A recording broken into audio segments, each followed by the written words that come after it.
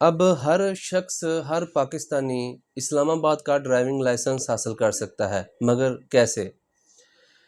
Government of Pakistan نے، محسن نقوی صاحب نے یہ اعلان کیا ہے کہ اگر کوئی بھی شخص جو کہ اسلام آباد کا ریزیڈنٹس نہیں ہے، نان ریزیڈنٹس آف اسلام آباد ہے، وہ بھی ڈرائیونگ لائسنس کے لیے اپلائی کر سکتا ہے۔ اسٹوڈنٹ حضرات جو ہیں وہ بھی لائسنس کے لیے بہت امپورٹنٹ رول ادا کرتے ہیں، ان کا بھی لائسنس ہونا چاہیے، بائک کا، گاڑی کا۔ اگر اسٹوڈنٹس نے بھی اپنا لائسنس بنوانا ہے تو ان کے لیے موبائل سروس کا آغاز کر دیا گیا ہے۔ اب گاڑیاں جو ہے انسٹیٹیوشن میں جائیں گی، اگر کوئی کالجز میں پڑھتے ہیں، یونیورسٹیز میں پڑھتے ہیں تو وہاں پر گاڑیاں جائیں گی، وہاں پر جا کر ان کا پروسیس بھی کریں گی، اور ان کا جو لائسنس کمپلیٹ ہونے کے بعد ان کے انسٹیٹیوشن سے ہی انہیں لائسنس ملے گا۔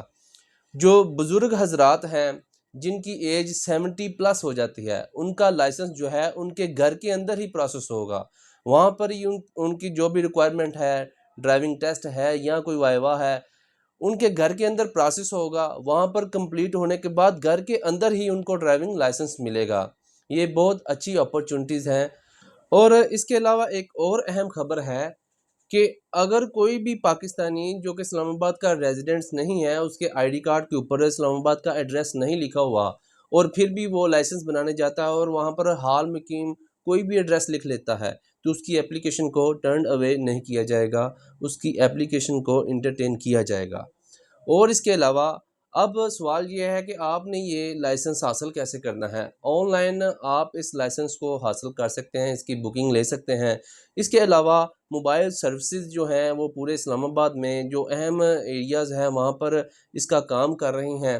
اگر یہ بھی آپ کو پاسبل نہیں تو آپ جو ہے وہاں پر جا کر ادارے میں اپنی اپلیکیشن سبمٹ کروا سکتے ہیں، ٹھیک ہے؟ اگر آن لائن کی سلاٹس جو ہیں وہ فل ہو سکتی ہیں۔ اس میں وہی کرائٹیریا ہوگا، فرسٹ کم فرسٹ سروس۔